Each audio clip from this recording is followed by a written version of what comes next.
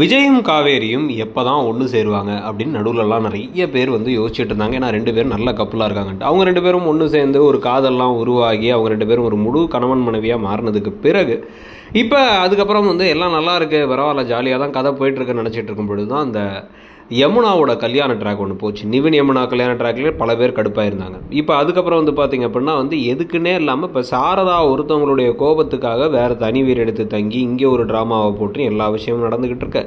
இதில் இவர் தான் பெரிய பாஷா பாயா அப்படின்னு தெரிஞ்சுக்கிற மாதிரி வந்து இப்போ விஜய் தான் காவேரியுடைய கணவர் அப்படிங்கிறத தெரிய வைக்கிறதுக்கு இன்றைக்கி ஒரு எபிசோடு ஃபுல்லாக ஓடிச்சு.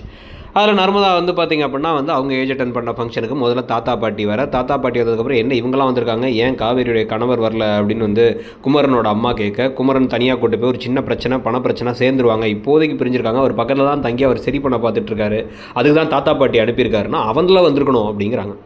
இதில் இந்த விஷயம் நடந்து பேசிக்கிட்டு இருக்கும் பொழுதே வந்து பார்த்தா பட்டாசு வெடிக்கிற சவுண்டு மேலதாள சவுண்டெல்லாம் கேட்குது. பார்த்தா விஜய் டான்ஸ் ஆடிட்டே உள்ளார வராரு. எல்லாரும் வந்து பார்க்குறாங்க, இவர் பண்ணுற வேலைலாம் சரியில்லைன்னு இப்போ தான் சாரதா புலம்பிகிட்டு இருந்தாங்க. அவங்க கொடுத்த கிஃப்ட்டை கூட வாங்காமல் இருந்தாங்க, தாத்தா பாட்டி கொடுத்த கிஃப்ட்டை. அவங்க வந்து இல்லை எங்கள் ஆசைக்காக வாங்கிக்கோமா, நர்மதாவுக்கு வந்து ஃபங்க்ஷன்லாம் முடிச்சு சடங்கெல்லாம் முடிஞ்சதுக்கு பிறகு கையில் கொடுக்கும் போது இந்த சவுண்டெல்லாம் கேட்டு எல்லாம் வெளில வந்து பார்த்தீங்களா அவங்க பேரனை அப்படிங்க. உடனே இவன் சொல்ல கேட்காம ஏன் அந்த மாதிரி பண்ணுறதான்னு பார்த்தா அவர் விடாமல் டான்ஸ் ஆடிட்டு வந்துட்டு இருக்காரு.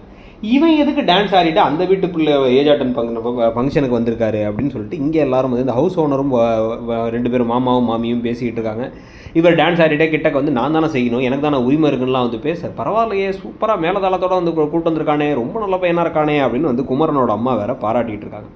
இப்போ ஃபங்க்ஷனுக்கும் உள்ளார அவர் வந்து ட்ராமாக்கள்லாம் பண்ண நிவின் வந்து யமுனாட்டெல்லாம் எதுவும் பேசாமருன்னு சொல்லிகிட்டு இருக்கும் பொழுது இவர் நான் தான் செய்வேன், எனக்கு எல்லா உரிமையும் இருக்குங்கிறார்.